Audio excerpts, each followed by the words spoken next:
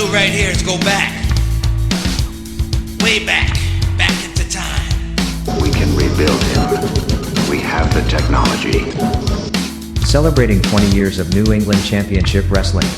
This is the Regeneration Podcast.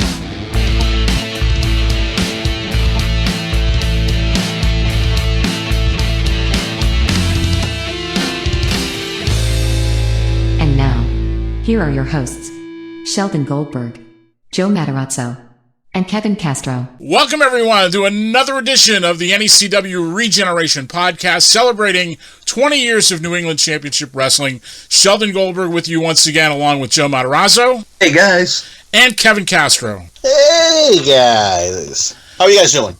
Good. How are you? Yeah, fantastic. Still kicking. That's a start. Anyway. Keep kicking out. Keep kicking out. Right. Exactly. This week on the Regeneration Podcast, we're going to talk about a number of things. We're going to talk about our influences, the things that got us hooked on wrestling, got us interested in wrestling, and we're going to talk about a period in NECW history when we were part of the National Wrestling Alliance. We're going to show you a lost promotional video from 2012, which was part of a little bit of a rebuilding process on our part. We'll show you that a little bit later. And in the meantime, let's get started by talking about our influences. And let me start with you, Joe. What got you into pro wrestling? What was it that hooked you, and what influenced you? Well, it's kind of funny. There were two incidents that happened right around the same time. Mm-hmm. Flipping channels as a kid, I was probably 12, 13 years old, and I came upon two guys with a microphone yelling and screaming at each other. Come to find out that it ends up being Pat Patterson and Ivan Koloff. Wow. And Ivan Koloff is yelling and screaming at Patterson. Patterson's interviewing him. And Patterson's in this powder blue suit, and he's interviewing him. So I'm watching because Koloff is screaming and yelling at Patterson, and all of a sudden he hauls off and slaps Patterson in the face. Mm-hmm. Right? Mm-hmm. Patterson loses his mind. The jacket comes off. Vince McMahon, I didn't know who anybody was at the time. Vince McMahon Jr., Vince, he's sitting up there commentating. He's trying to contain Patterson. They're beeping him out. He's flipping out. He's chasing Cole. Koloff goes to the back. It was one of the most incredible. Like, what am I witnessing here? This is the most incredible thing I've ever seen in my life. And then it went off the air after that. And so now I don't know what I just saw, but I know I need to see more of it.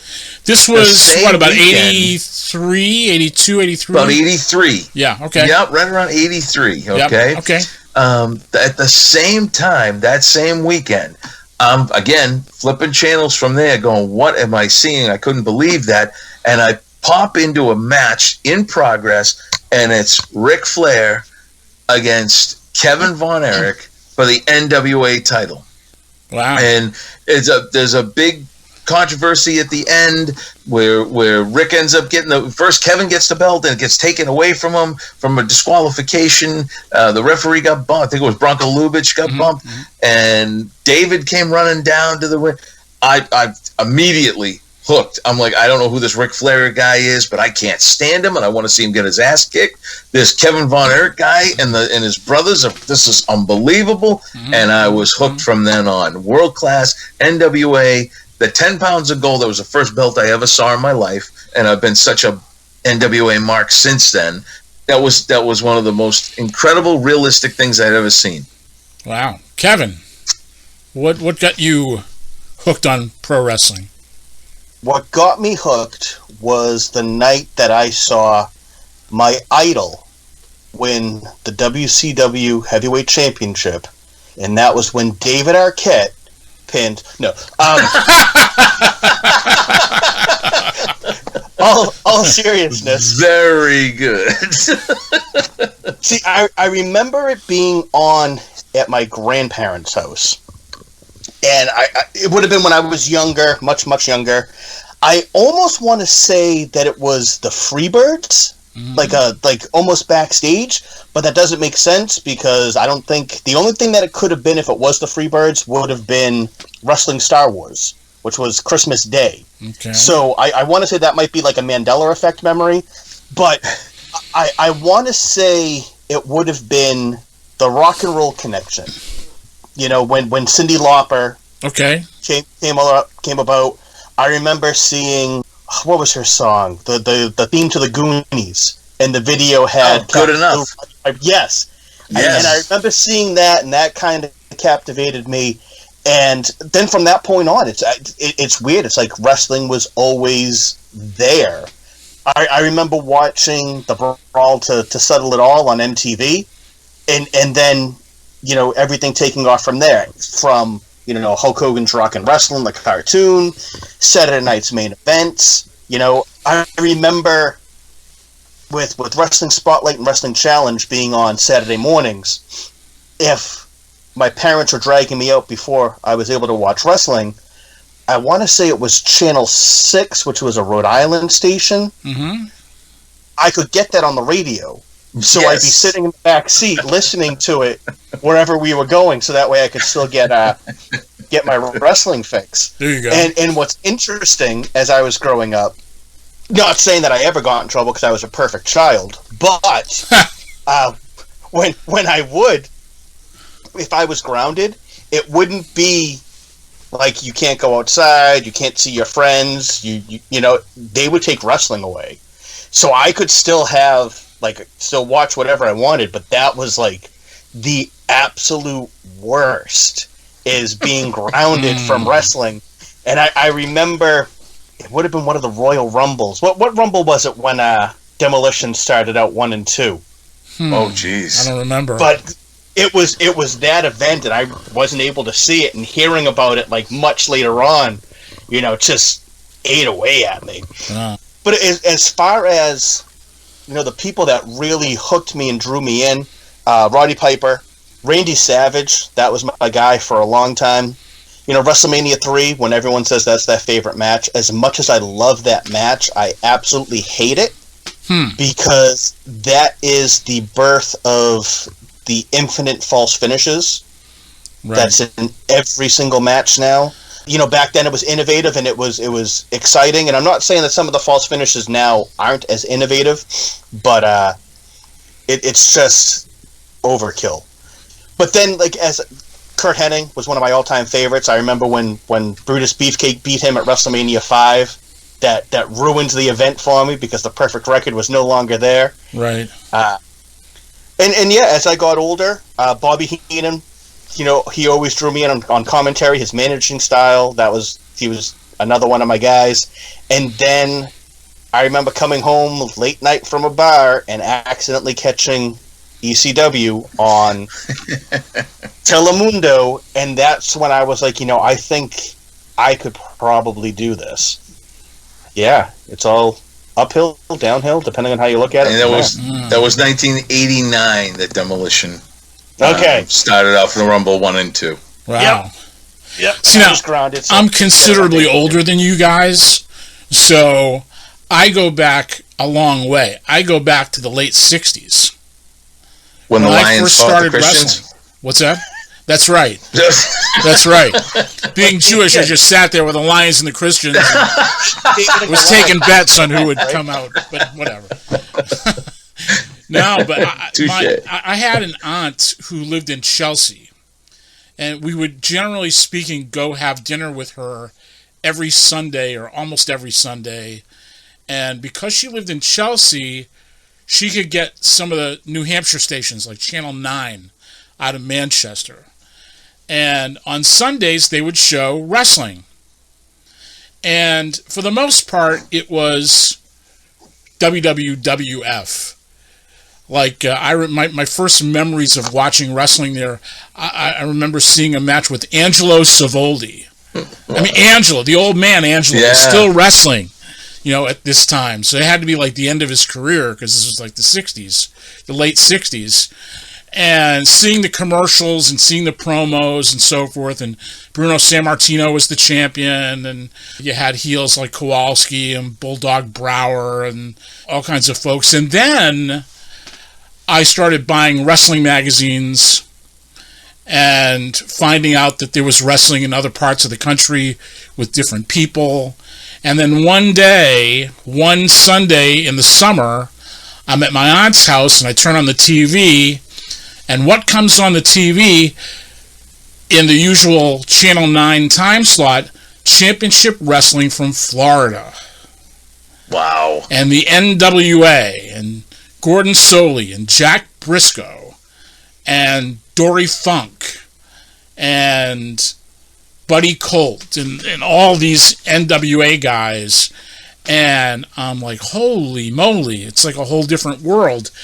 Later in the 70s, on Channel 27, out of Worcester, before it became a Spanish channel, on Friday nights or Saturday nights, I want to say Saturday night, they had a 2-hour block.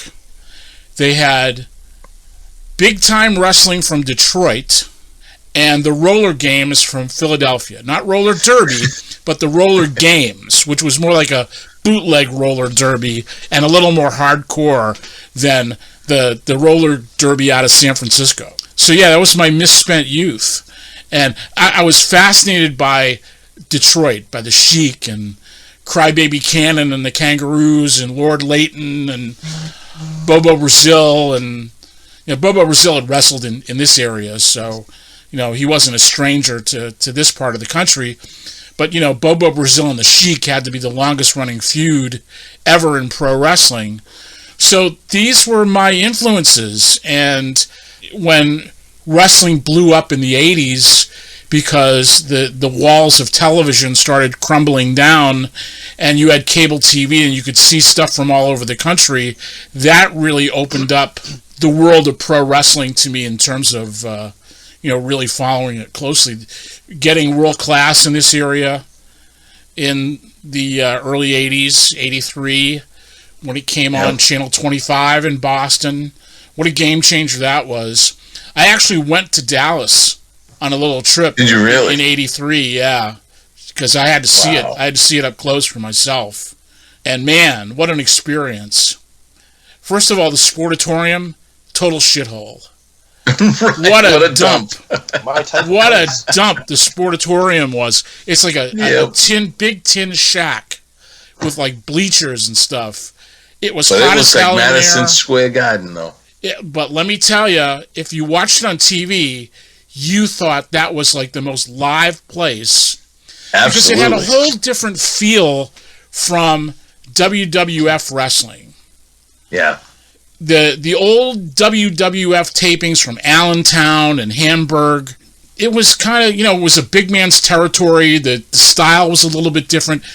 You see world class from the Sportatorium, and just the sound of it and the feel of it and the younger audience going crazy for the Von Erichs and for the Freebirds and everybody else. It had just a whole different sound and feel and tenor to it. And you looked at it and you went like, wow, what is this? What have I been missing? Bill Mercer had a lot to do with that too, though. Right. Bill Mercer, the way he called it was complete. He was not a wrestling guy. Right. But he brought such a realism to it. And I think that's what it is with the NWA, like you were saying. The NWA brought such a realism to what we were watching. I remember thinking that as a kid going, I don't know what this is, but these guys are real. This is real. Exactly. And then once cable TV came to Boston, and we were started to get WTBS. And 605. 605, World Championship Wrestling, or Georgia Championship Wrestling before that. I mean, Georgia was a phenomenal territory. Georgia you watch old tapes of Georgia from like 81, 82. Oh, yeah. 79 even. I've got some old stuff here someplace that I'll have to share with you guys. But what a phenomenal territory, phenomenal talent, the studio. And then later when I discovered Memphis, the wrestling in other parts of the country was more intriguing to me than the stuff that we had up here. Maybe because I hadn't seen it before. As much as I loved the WWF and Worldwide Wrestling Federation before that, you see these other places and just the wrestling was faster paced. in places where the territories were weekly, the TV had a different tenor to it. So, yeah, it was exciting stuff. Very exciting stuff. Following the magazines and starting to follow the business as I got older, it became very intriguing to me, following it from a distance. To me, as a guy who was involved in the entertainment business, it was tremendous showbiz.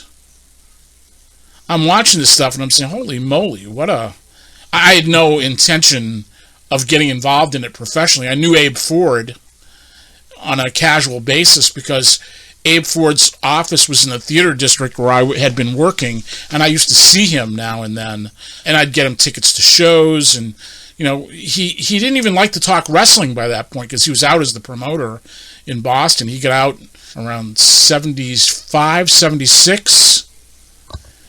He had the big falling out with Vince Sr. I don't know if you know that story. Yeah. I vaguely heard it. Okay, so what happened was, from the mid-'60s till the early 70s, Abe Ford was the local promoter for Vince McMahon. He had Boston. He promoted New Hampshire, Manchester. They had a building there, the John F. Kennedy Center. He didn't have Rhode Island. Rhode Island was the Witchy Brothers. Okay. Witchy Brothers they had Jack Witchy Sports Arena, and they promoted the Providence Civic Center. That was the Witchies. Mm-hmm. Abe Ford was the local promoter in Boston, and they went on the air on what was Channel 38 before it became owned by Storer Broadcasting. It was actually owned by the Archdiocese of Boston at the time, and they started airing wrestling, and they tried to run up here, and it didn't work.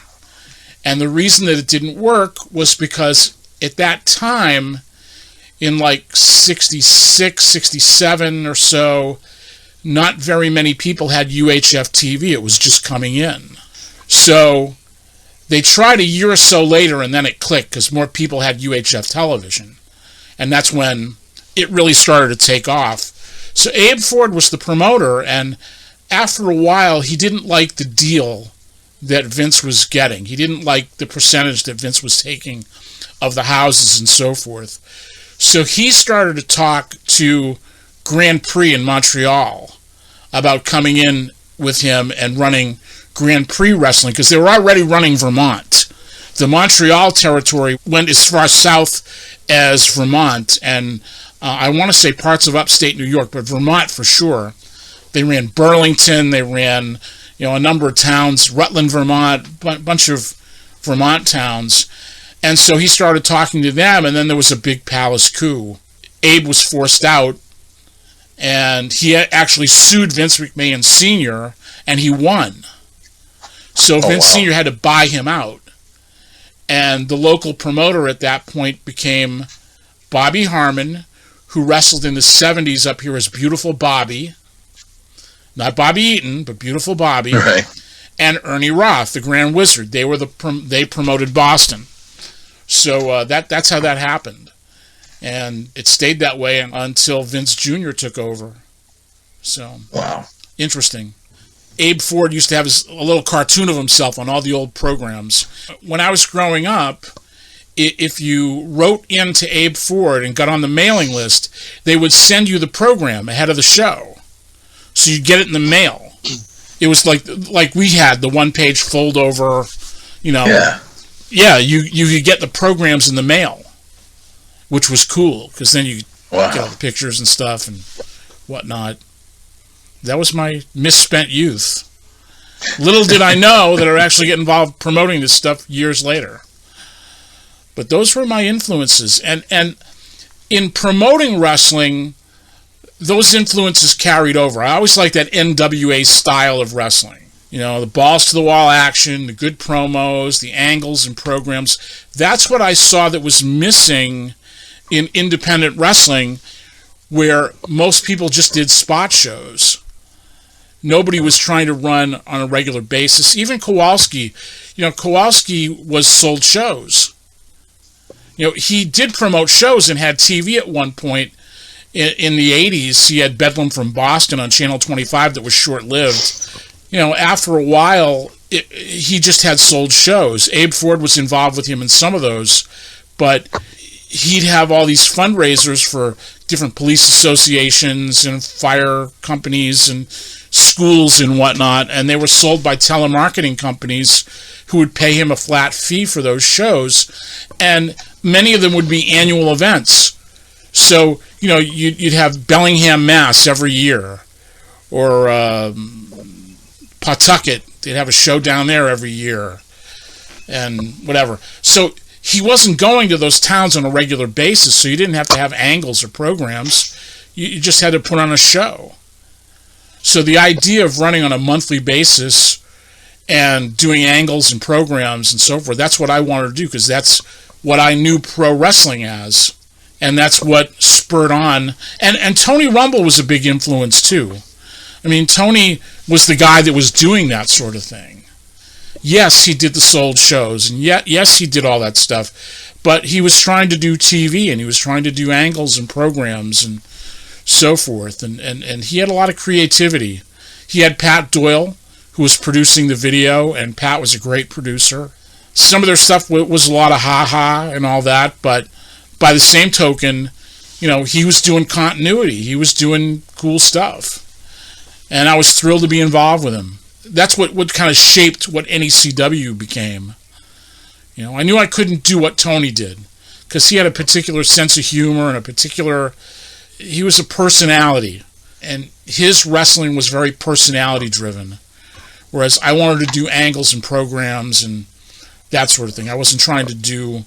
Tony was a very dominating personality in that respect. That's not to take anything away from him, or that's not a negative, because he put on some great shows. He had some great guys and so forth, but when... That was just his style. That's right.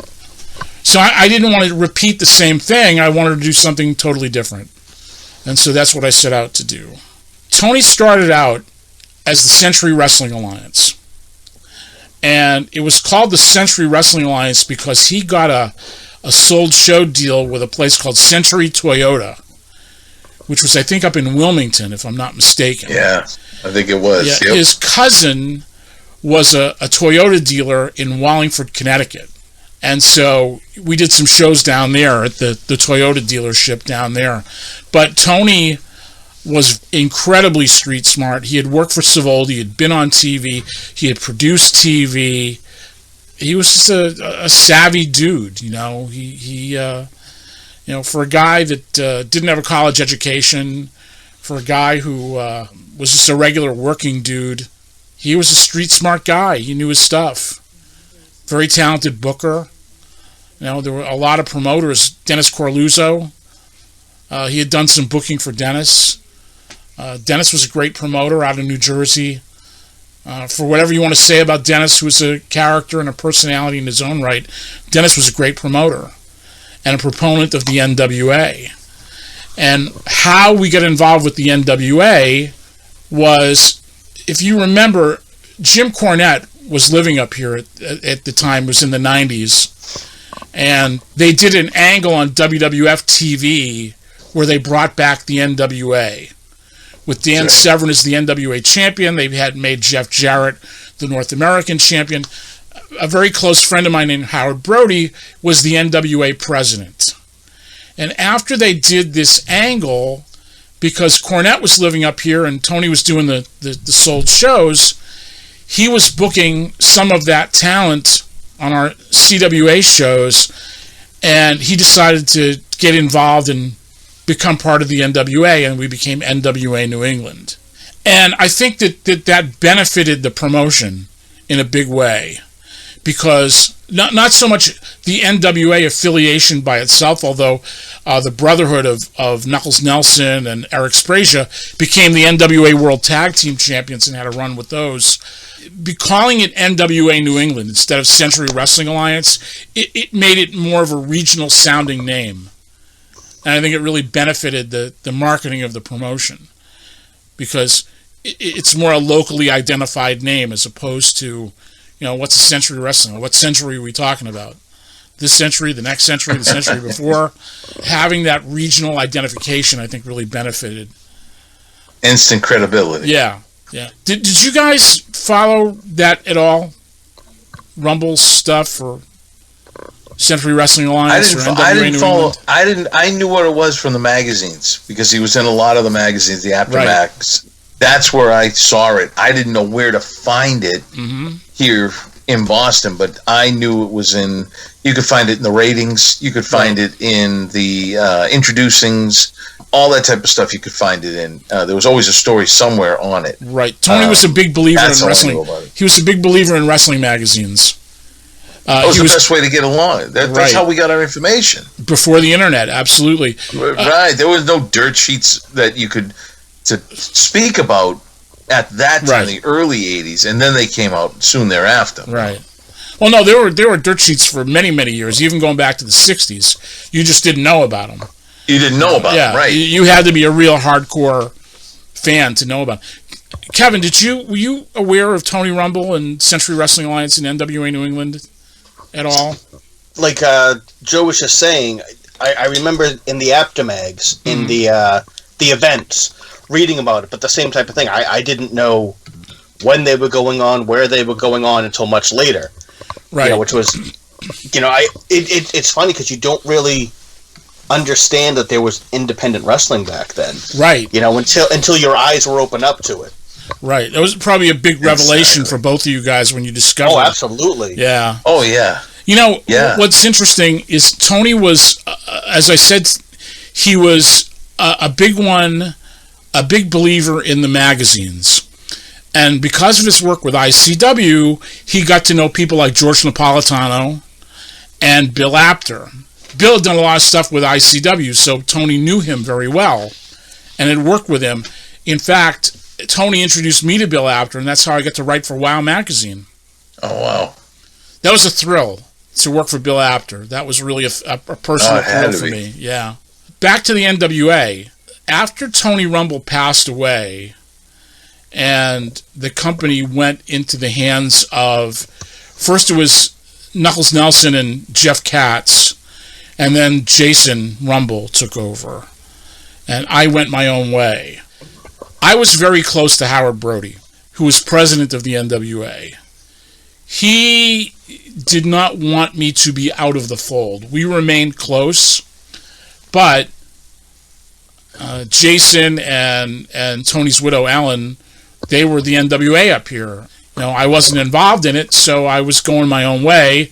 Howard and I remained close, but eventually Jason and Ellen fell away from the NWA years later, and then we became NWA members around 2012.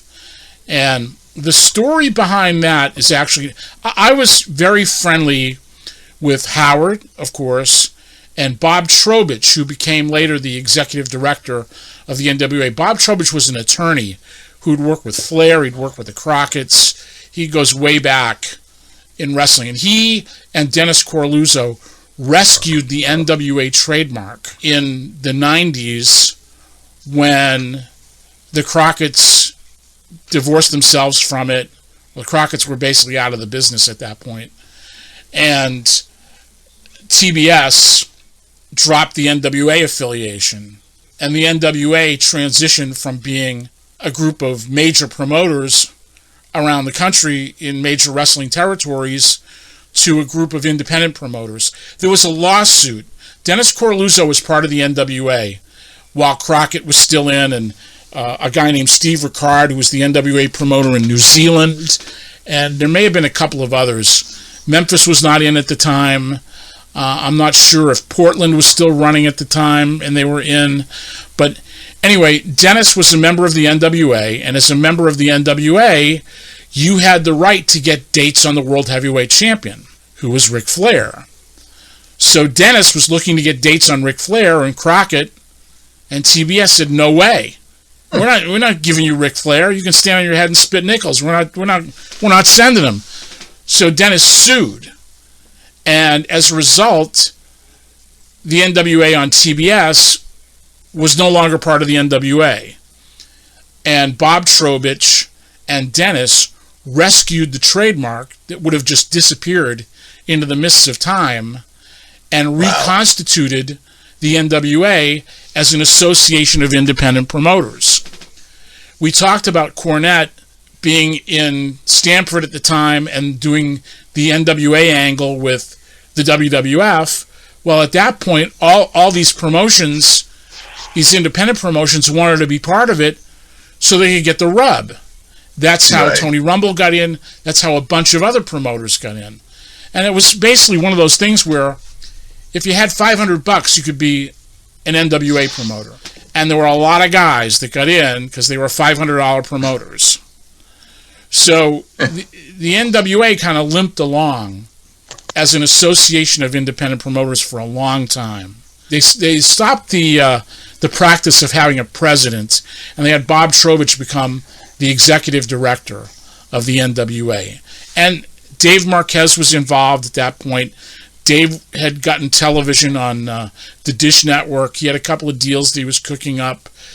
He had his Championship Wrestling from Hollywood, which was part of the NWA at the time.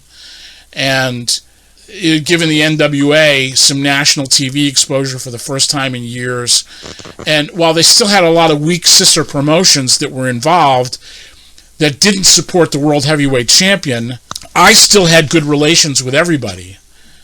So when they did in 2009, when they were doing the tournament to crown a new NWA champion, and they were doing matches all over the country in different areas, they got us to do 2 of them. They didn't ask Jason, they asked me. So I always had this, for years, this relationship with the NWA.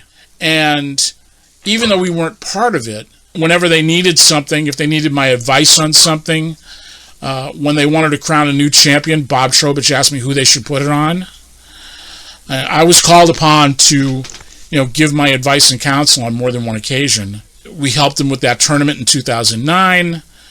And so in 2012, after I had split with the PWF crew and we're trying to rebuild everything, I'm now looking for a deal for insurance. And Bob Trowbridge gets a hold of me and says, hey, I can solve your problem. I'll make you an associate member of the NWA. It won't cost you any money. We'll give you the insurance for free. We'll cover your insurance. And you'll just, be part of the NWA. And I was more than willing to do that. So that's how we got to be part of the National Wrestling Alliance. And while it was short-lived, because the NWA went through sort of a palace coup, and I want to say it was 2013 or 14, an attorney named Bruce Tharp, who had been involved in wrestling in Florida. He was a ring announcer, or his dad was a ring announcer. He was somehow involved with Eddie Graham.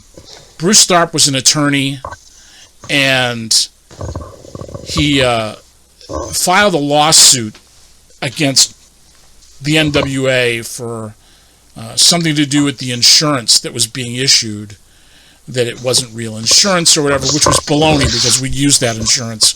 But anyway, to make a long story short, the NWA didn't have the money to fight the suit. So Bruce Tharp ended up taking it over, and then a few years later he ended up selling it to Billy Corgan, and that's the NWA that we have today. Gotcha. So that's what happened. That's the history of the NWA, how we got involved in it, and how we got uninvolved in it. But the split with the PWF crew happened at the end of 2010. So now, 6 months later, I'm coming back and doing some shows, and I'm trying to rebuild everything and trying to do it with no resources. I have Bob Trowbridge helping me by making us part of the NWA and covering our insurance and so forth. And we produced a promotional video that kind of summed up what we had done and what was going to happen. We had done a couple of fundraisers that had kept us in business and so forth. So what we're going to do right now is we're going to show you that video, and then we're going to talk about it on the other side. So let's look at we call this the lost video. It's a lost promotional video that was designed to get sponsors, to get people to support us. Let's take a look at that, and then we'll talk about it on the other side. New England Championship Wrestling, sanctioned by the National Wrestling Alliance. It's been praised by legends.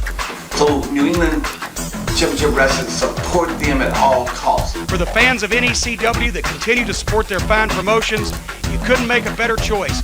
It's where today's superstars cut their teeth before becoming famous. It's New England's longest running, most publicized, and most respected professional wrestling promotion. New England Championship Wrestling.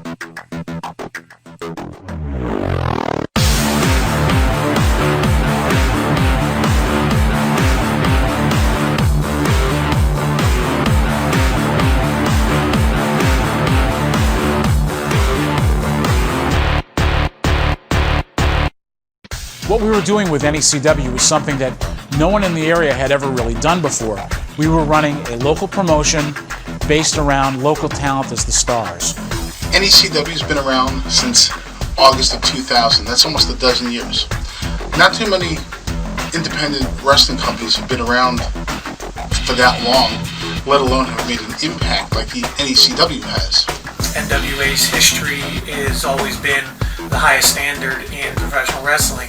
New England Championship Wrestling is the premier promotion in Massachusetts, and arguably in New England. There were a lot of people who worked here who later on became a big deal in pro wrestling, and you never quite knew who you were going to see.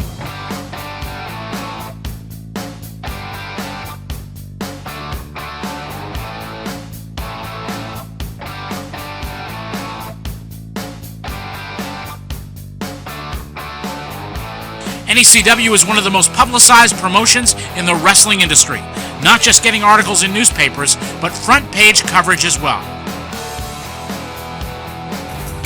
A big part of NECW's current business is presenting fundraising events for schools and nonprofit organizations. This is by far the biggest fundraiser in school history. And the money that we're able to raise here, it supplements so many programs. And with budget cuts that go on here within the city and towns around, we're able to do so much for these kids. Things like buying equipment for science fair projects, National History Day projects, sports equipment for intramurals, send kids on field trips with the music program. The list goes on and on and on. And we would not be able to do that unless we had a fundraiser like this. And I can't thank you guys enough for everything that you've done. You come in, you run a first-class operation. From start to finish. You set everything up, you break it down, you do all the promotional stuff, and it's a win-win for everybody. Honestly, I was not a big wrestling fan prior to this event, but they were great, they were professional, a lot of fun. The night was just fantastic. Great show. We do a lot of fundraisers, doesn't usually bring in a lot of money. This was a big event, the whole town was involved, it was a lot of fun. Great professional guys to work with, I would highly recommend them. Well, to be honest, I've worked since leaving WWE many independent shows, and NECW has to definitely be one of the best. And I say that because I go by talent and by roster and by depth. And every time I wrestle on these shows, whoever I'm wrestling against always bring the best out of me. You're nobody if you don't work at NECW. There's a lot of other little independent promotions that run around in the New England area, and NECW is definitely the cream of the crop. This company's no joke. It's one of the top companies. You look at the guys that have been here before. You've got Jody Fleisch, one of the best high flyers in the world. You've got Johnny Storm, one of the best British legends currently still plying his trade. And then, of course, one of the biggest names in TNA at the moment, Doug Williams, probably the biggest legend other than Johnny Saint to come out of England. So to be the fourth guy here in NECW, that's massive for me. Because of NECW, I came to the United States. I left everything. I left my family. I left my friends. I left my wrestling career. You know why I left everything?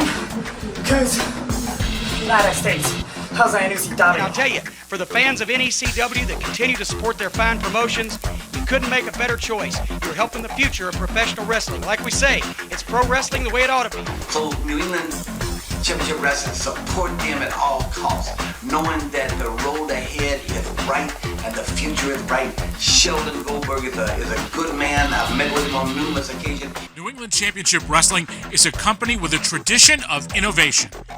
New England Championship Wrestling brings, I think, a very forward-thinking company that still honors the traditions of pro wrestling. NECW was the first indie to do webcasting before anybody else was doing it. New England Championship Wrestling is a unique business providing affordable live family entertainment to cities and towns of all sizes throughout New England, as well as creating broadcast and web-based video content. We offer a wide range of affordable opportunities from local event sponsorship, online and broadcast television advertising, personal appearance promotions, fundraising events, and more. Often imitated, but never duplicated. This is New England Championship Wrestling.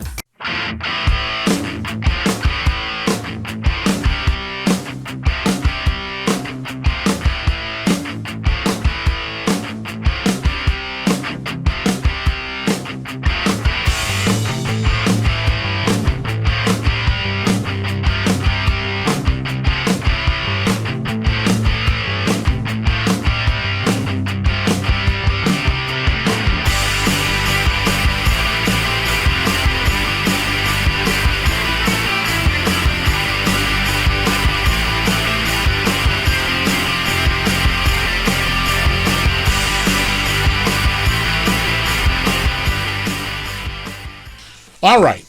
So I don't know if either of you guys had seen this before. I have. Kevin, had you seen that video before? I believe you had showed that to me. I don't know if it was after you had posted on YouTube, or if it was shortly after. Right, I dug it up, and this was about a year or so ago. If I hadn't seen that video, I had seen some of the clips that were used in the video. Right. What were your thoughts when you were watching it? Immediately, what is more credible than Dusty Rhodes and Jim Cornette? Right. Right. To hear them, giving the company their stamp of approval, that alone speaks volumes. And then showing the actual footage of the promotes for the Scouts and some of the other charities, all the kids jumping in the ring after one of the matches, it just showed that's what you want potential sponsors or people looking to do their own fundraising. That's the stuff that they really want to see because, look at what you guys did. Joe, what was your reaction when you saw that? It was funny because I was involved with that exact scene that Kevin was just talking about with all the kids. I was at the bouts of the Scouts. I was the guest referee for that main event, and I was part of the Scout pack. I was the den leader. As soon as that match was over and everyone was celebrating, I waved those kids in. And that was like my Rocky moment when he was at the top of the stairs jumping up and down with all those kids, because all those kids knew all who I was, and they'll never forget that. They're all 19, 20 years old now, and they still, if they run into me, we'll talk about that night. We created a moment right there for those kids and those parents. They knew something special went on, and you felt it, like you said, Kevin. You saw that, and you that stuck out to you as a parent, as a potential sponsor.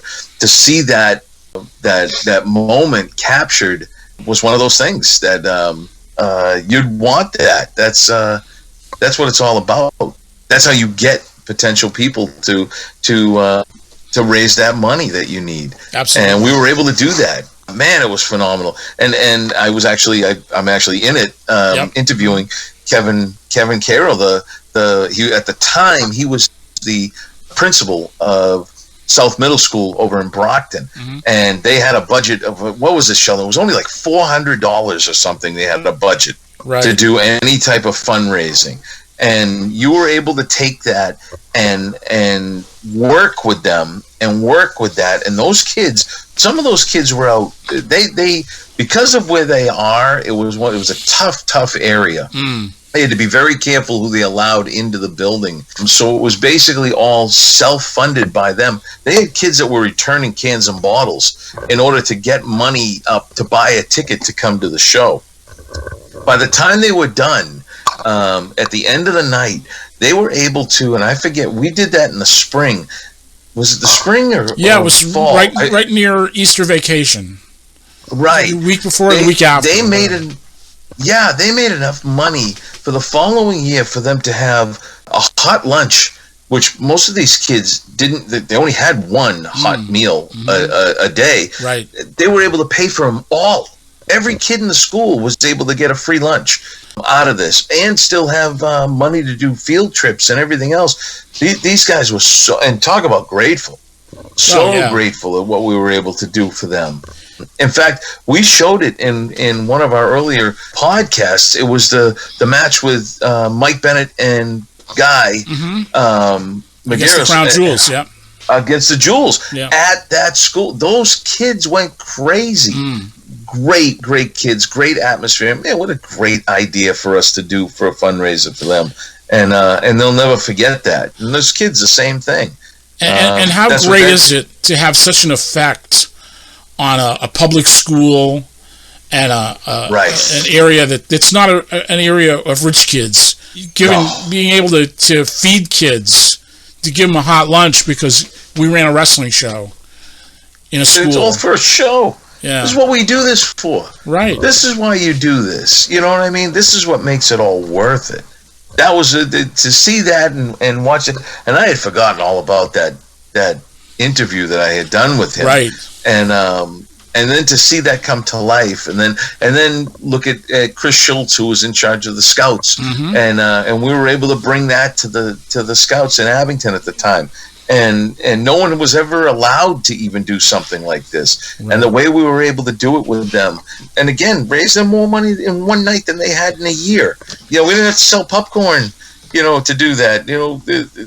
It was amazing what they were able to pull off. So, yeah, what a great promotional piece. And like you said, Kevin, what more credibility do you need than Dusty Rhodes? Jim Cornette. Come on, you can't get any higher than that. So I think it was a great video that told the story of the company and what it was able to do. And I really, when I finished that, I remember I played it for my sister, and she was wowed by it. Yeah. You did that? Wow. I'm impressed. I'm not just holed up in this room doing nothing here. Yeah, right. Exactly. Do, Exactly. Oh, that's what you do. Okay. Yeah. It comes from such a long way, and right. Sometimes there's such a negative stigma on pro wrestling. Mm-hmm. A lot of people they'll thumb their nose up to it. But man, when you break it down and you take this for what it can do, and you accentuate the positives of what pro wrestling is all about, and you look at what the effects it can have when done the right way, you can't beat this. There is nothing out there that you could ever do that is going to top what we've done. It just doesn't happen. And the big fight in promoting pro wrestling and in doing NECW has been that struggle for credibility.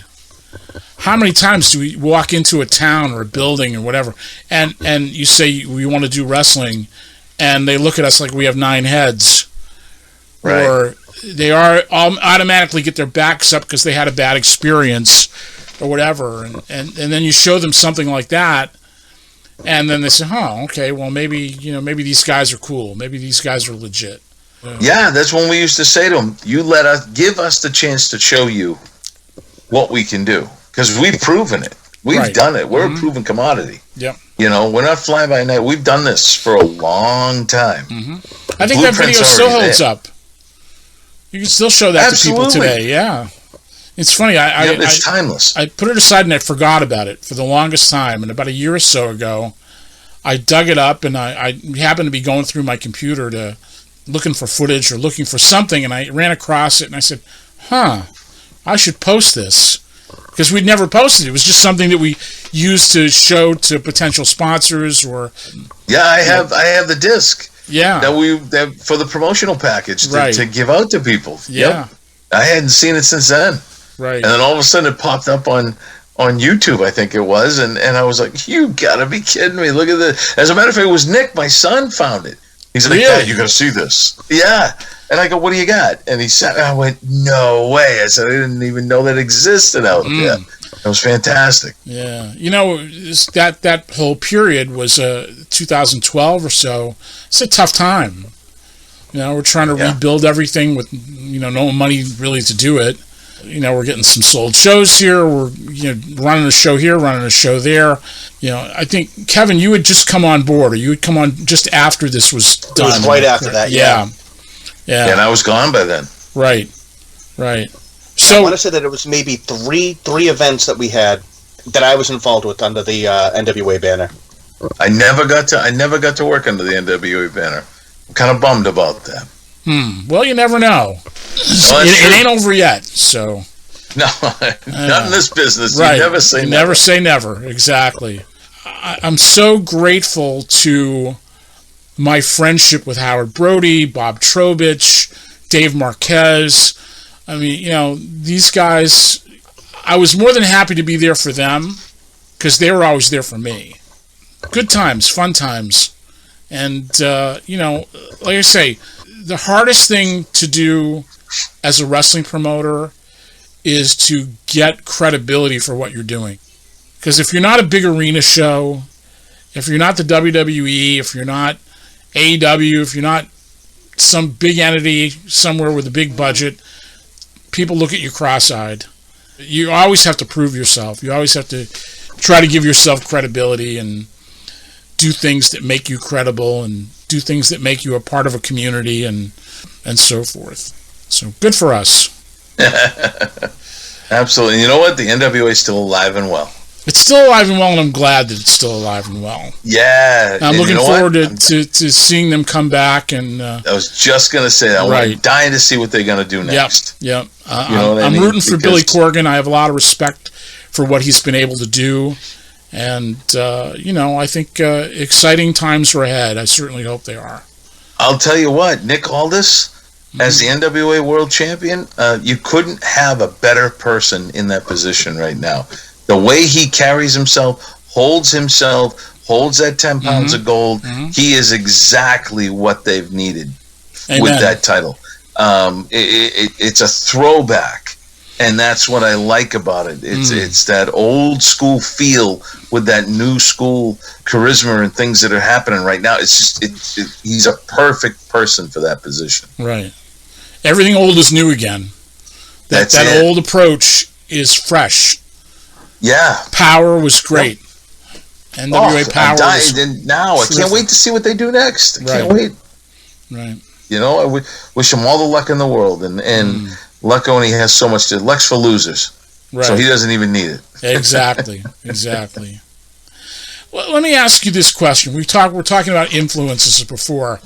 I want to talk about individual wrestlers, guys that had an impact on you when you saw them, people that I don't know that you want to emulate because you're not really, we're not wrestlers, but people who have the qualities that you look for in wrestling. Who would they be?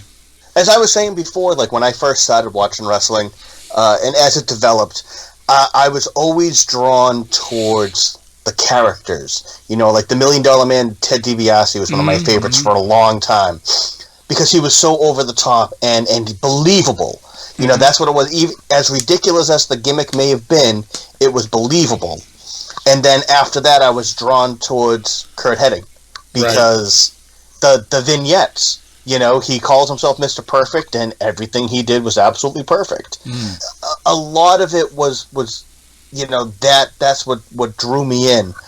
Once as I was getting older and I fell into ECW, there was so many people. I mean, Taz, Shane Douglas, and the Triple Threat. Just the swagger, everything they said they backed up.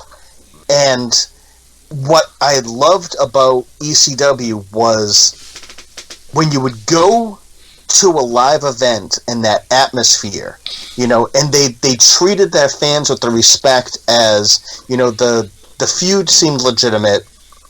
It wasn't, they never insulted your intelligence, right? And when they would do things, it was as if you were a part of it as well. I remember years after ECW had closed, my grandparents lived in Watertown, and they were, we were actually moving them out of Watertown as they were getting older. And I was out there with my brother after we had moved everything, loaded up the truck. And we decided that we were going to go down to Moody Street in Waltham, where, we used to go there a lot when we were kids. And I was wearing an ECW hat.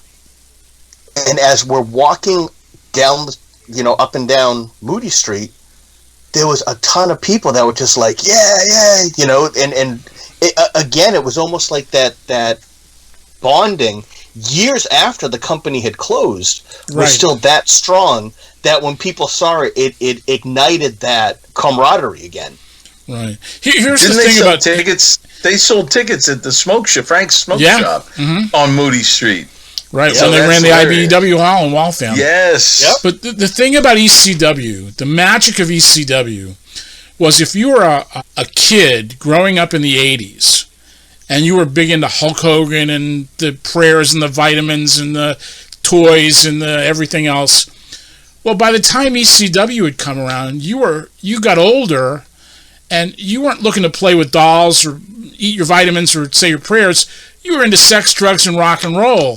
So ECW was the wrestling that grew up with you. Right. And that was the magic of it. That's really why it captivated that whole generation of fans.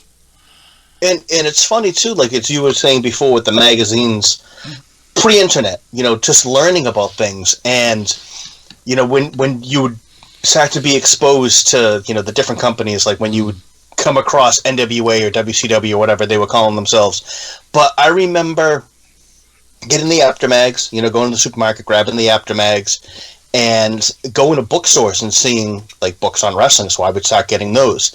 And I remember getting a book, I can't remember the name of it, I want to say I still have it, that George Napolitano, yes, he had wrote it. And I remember looking through, because it had wrestlers from all over the place, and seeing the sheep herders, covered in blood, just looking terrifying, and thinking like, wait, no, that they look like the bushwhackers. Wait a second, these there's no way these can be. No, that's definitely Luke and Butch, and not knowing anything about that. It's just, and then wanting to research it and looking into different things. It's just the amount of work that you would have to put in just to learn something that now it's just sort of like a quick search. I'm looking at those George Napolitano books on my bookshelf right over here. I've got them sitting here. See, now when I was growing up, the big influence for me was Bruno Sammartino. When I was growing up in the 60s, what Bruno Sammartino represented was the immigrant guy who became Superman. If you were an immigrant or the child of an immigrant, if you were first generation, if you were Italian, if you were Jewish, if you were German, you identified with the fact that this immigrant guy, and Bruno Sammartino was literally like the Charles Atlas story come to life. Right. He came over from Italy after World War II. He was a 98-pound weakling. He had rheumatic fever. He went to the gym, to the YMHA, built himself up, and became literally one of the strongest men in the world. And that was legit. I mean, you looked at his matches, it's legit. You looked at him. You just saw that picture of him looking like a bear, with the hairy chest and the, looking like he's about to pounce on you. Yeah. Not the one that when the hair was slicked back, like, yeah. I mean, wearing the belt. I mean, you looked at him, that's the world champion right there. Yep. That was the perfect, dominant world champion. Yeah, absolutely. Legit. And, in the 60s, when Bruno would headline the Garden and you went to the North End, the place would be empty because they'd all be in the Garden. Yep. Bruno was like royalty. Seriously. I mean, you think I'm kidding. I'm not. I mean, Bruno, people lived and died by Bruno Sammartino. Like, they talk about the night that he lost the title in Madison Square Garden, and the place went silent. Nobody could believe it. I mean, people had a bond with Sammartino. That's why he drew on top for so many years. That emotional connection. Absolutely. And I think that's what wrestling's lacking now. Yeah. Yeah, absolutely. That's what life lacks now. Yep. Yeah. You don't have You're those right. heroes. Yeah, we don't have heroes that people really, really believe in. You know, San Martino. But they're not allowing you to do that. Yeah. Well, some That's of these what it heroes is. are also making horrible decisions too. So This is true.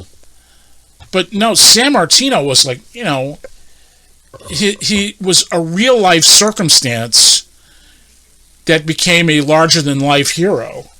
You ever meet him? Yeah. I never got to meet him. Oh, first class I'm bummed out guy. that I never got to meet him. I know. First class guy. I mean, he had his peccadillos, but the man was just being Italian, I would have loved to have met him. Oh. My grandfather actually met him a bunch of times in Boston. My grandfather was a boxer back in the day, and at the time, the boxers and the wrestlers used to train at the same gyms. Sure. All the time. And he knew my grandfather. My grandfather knew him. Every time he was in Boston, they knew each other. So I always wanted to bring that to him and see if he had ever remembered my grandfather. I never got the chance to ever ask him. Yeah. So it could have just been my grandfather being the cool my grandfather saying that he knew everybody in the world, but right. So at least that didn't go away. That always will be there. So, but you know, just he was so revered by people. There's an old story about how you go to an Italian person's house in the North End, they'd have a picture of Jesus, the Pope, and Bruno Sammartino on the wall. There's 3 pictures. That's it. The Father, the Son, and Bruno Sammartino. There you go. That's it. It's hard to believe, but it's true. I mean, he was such a symbol for immigrant people. I mean, Pedro Morales was very similar. The same, exactly. The same thing, just with the Puerto Rican people and the Latino people. Same thing. Yep. I think Pedro had more heat than Bruno did. I was just going to say that. I think they were more passionate, way more. This is coming from an Italian. I think the Latino people had way more passion for Pedro. Absolutely. I enjoyed Pedro's matches much better than Bruno's. I'm sure that's an unpopular opinion, but man, I remember my dad taking me to the Garden to see Pedro Morales versus handsome Jimmy Valiant in a cage. Before he was the boogeyman. Before he was the boogeyman. You were in the cage? Huh? No, not me. In the cage? Oh, okay. No. But let me tell you, man, Morales, people went crazy for him. They were so nuts when he faced Blackjack Mulligan in the Garden. They stabbed him and almost killed him. They stabbed. Yeah, they went after Mulligan. You're right. Tore his leg open. Him right in the back of the leg. Yeah, right in the back of the leg. He's lucky he didn't bleed out. That's right. That would never happen today. No, because they didn't. It's the believability. You know, like my influence is like when I see the thing, the Von Erichs. Yeah. Right? I mean, any of them. Just pick any of them. Yep. The Von Erichs had this bond with people that was an emotional bond. It was the way that they connected with the fans. It was instant connection. I always like, this is the greatest family. They always portrayed that as just being this strong, bonded family. It's like, man, I wish I had 5 brothers like this, that we could band together and just be like that with this strong father and mother. They portrayed everything they were supposed to. You know, they were the Waltons on steroids. You know what I mean? It was a wholesome family. That's right. This wholesome, exactly. This wholesome family that was just over the top, and you know, they would fight for what was right, but different than a Hulk Hogan that was the prayers and the vitamins and all that.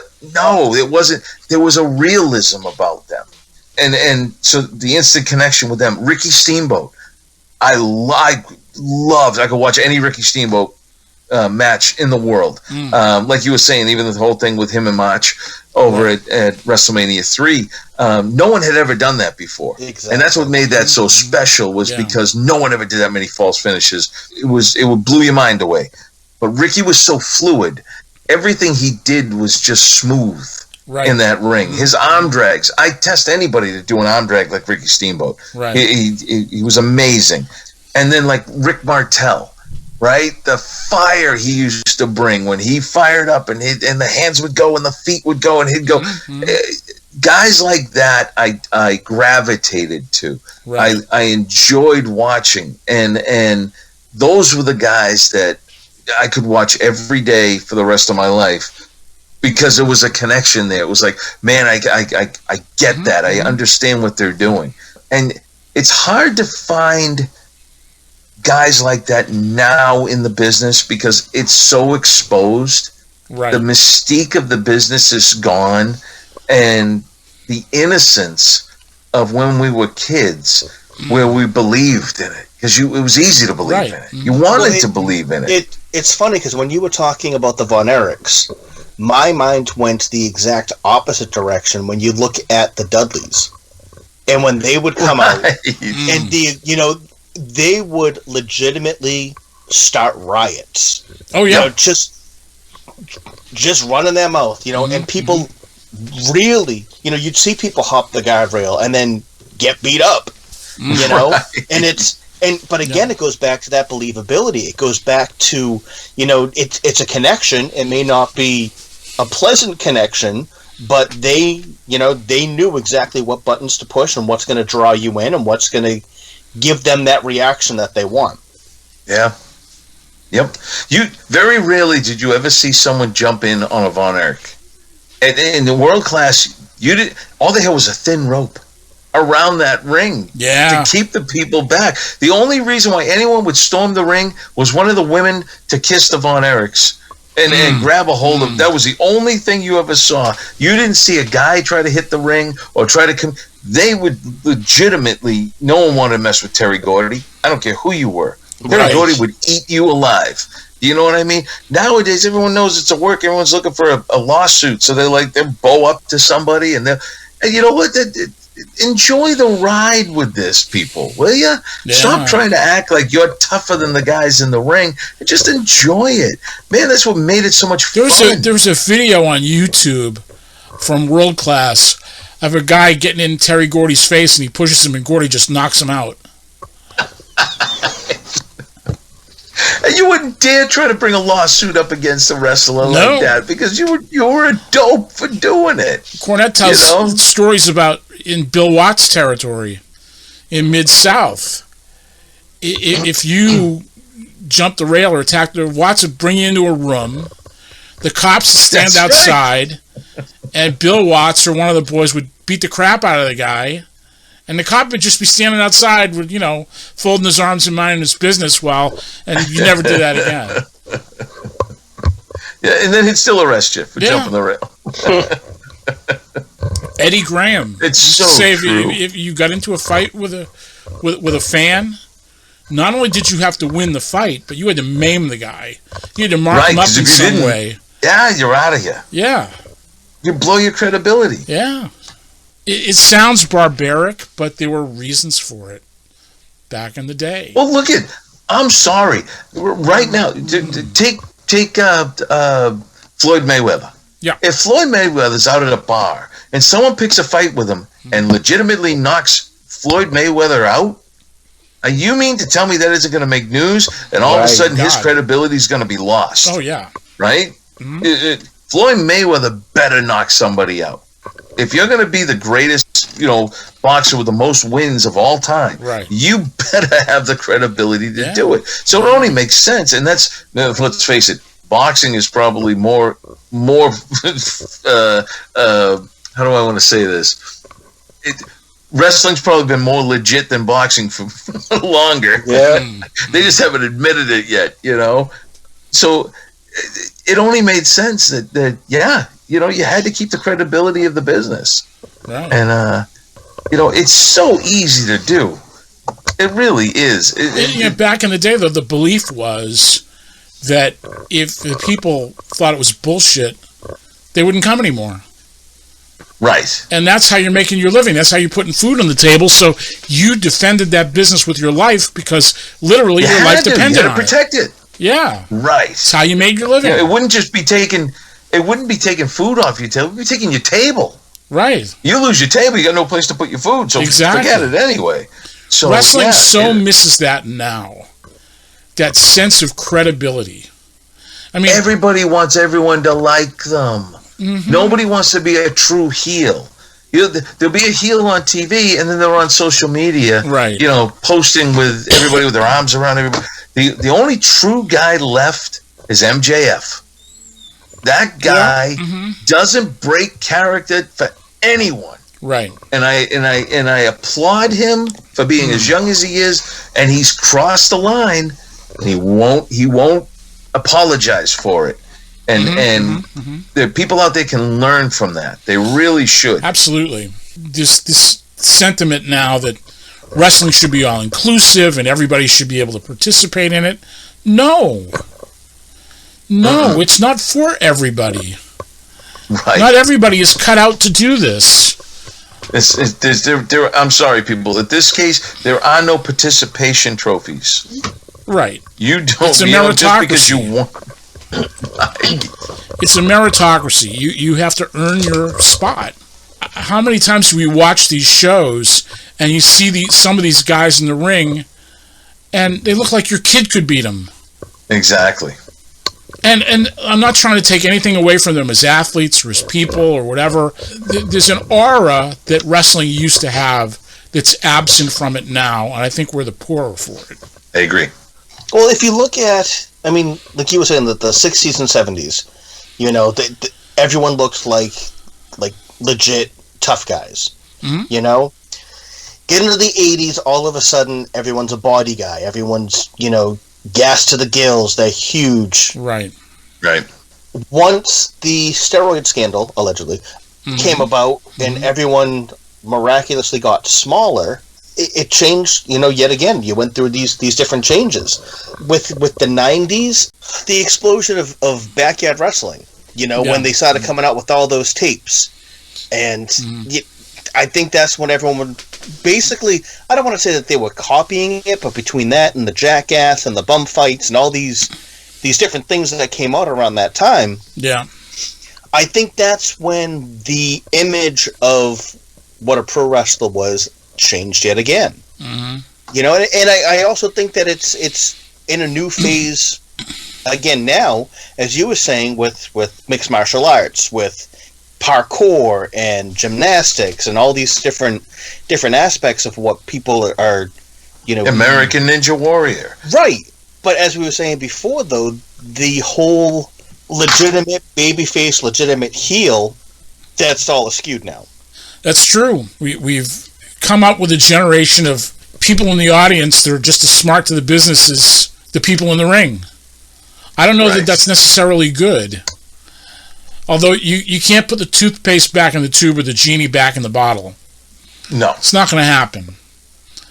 But I think that you can present pro wrestling a little bit more credibly, a little bit more logically, a little bit more sensibly, and I think that would engage people. I think you're right.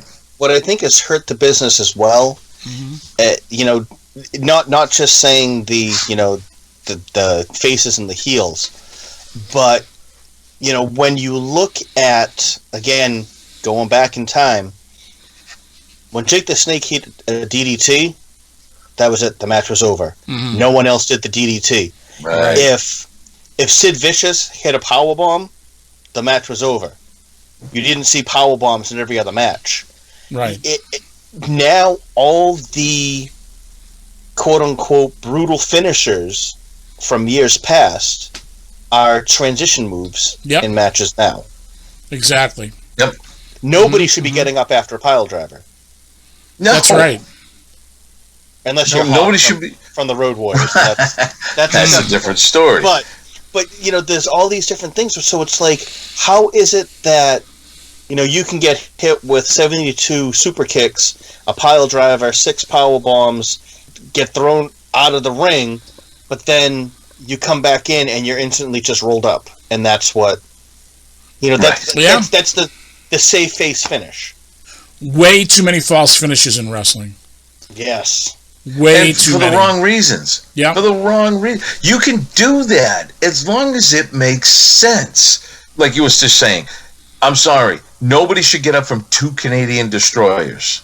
Mm-hmm. You know what I'm saying? At all. 1 Canadian destroyer, it's over. If somebody kicks out of your Canadian destroyer, you should never do a Canadian destroyer again.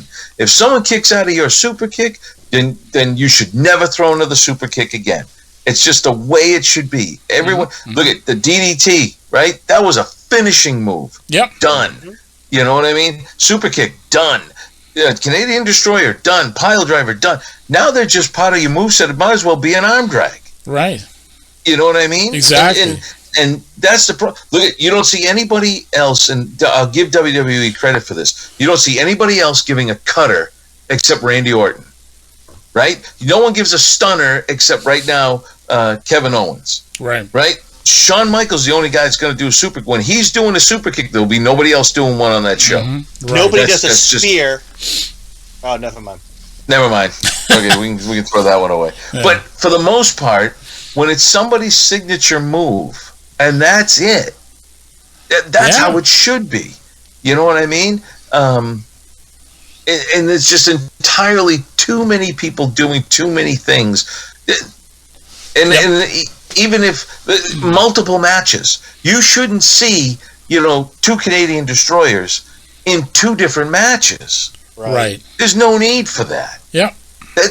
That's just poor booking right there. That's poor. There's a lot of poor booking going on in wrestling. It is, and it's the producing too. The producers should know this. Well, with the false finishes, the false finishes make sense if it is a title match or the blow off to a feud. Right. There shouldn't be so many false finishes in the first match. There shouldn't be so many false finishes that the first time 2 people are meeting. It just. Well, that's a fallout. That's a fallout of the increasingly independent nature of pro wrestling.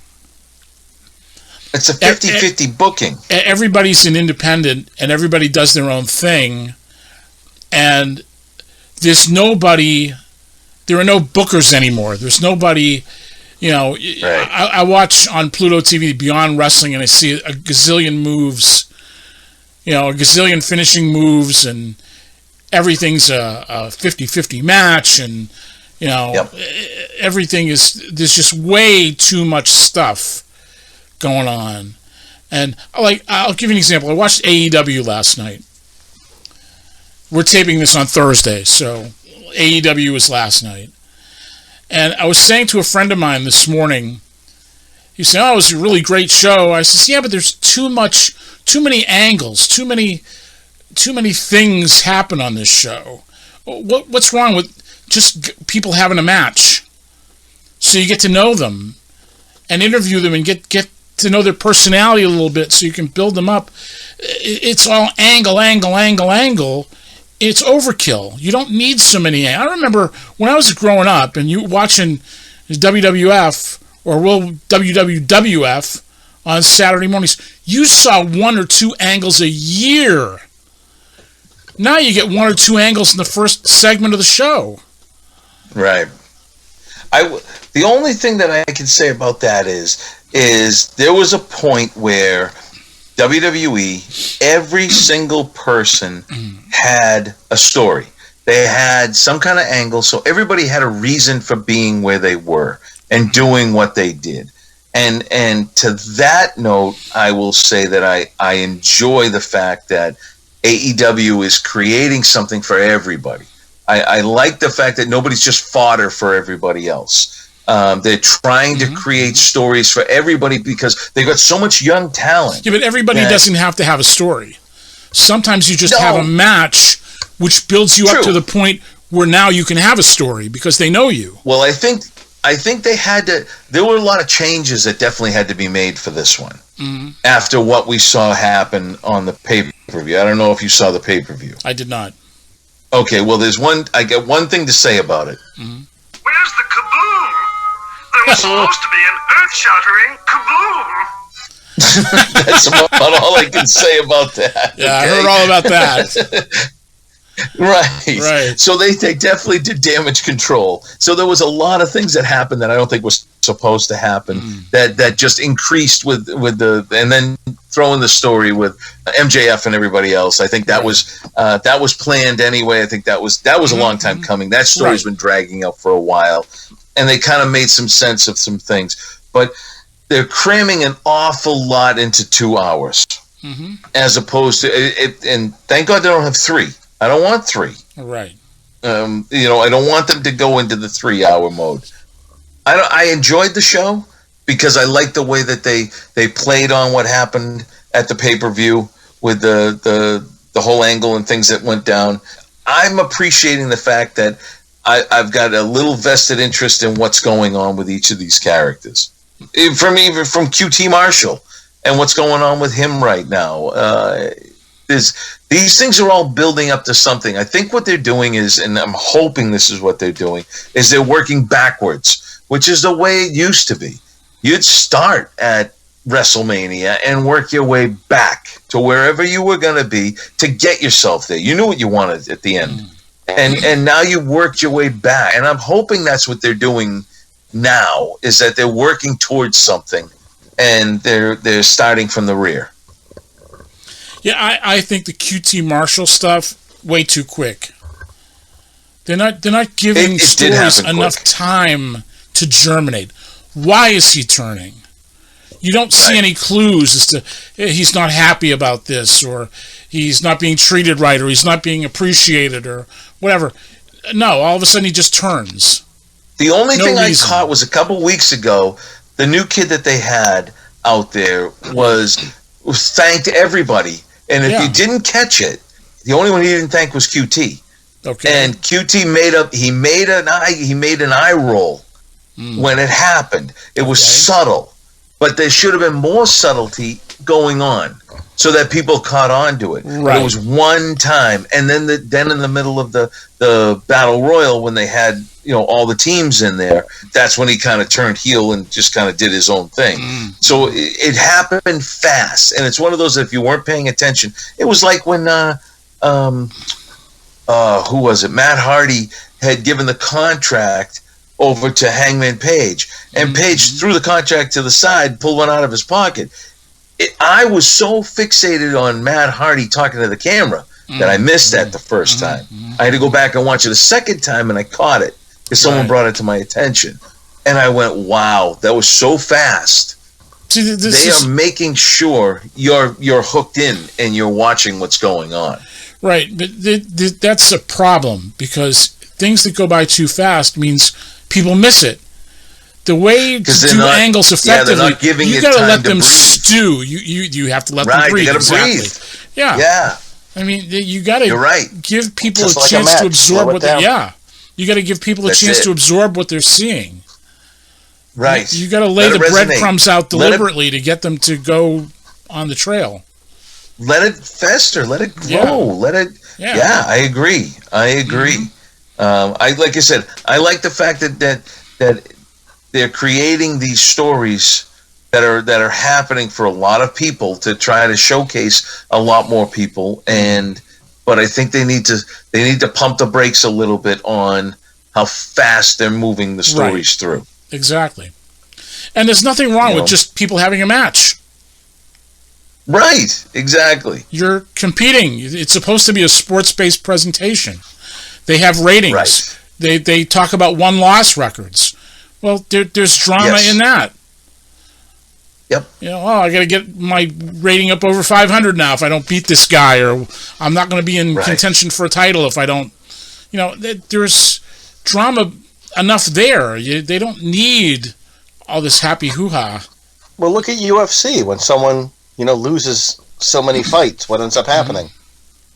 They let them go. Yeah. Right.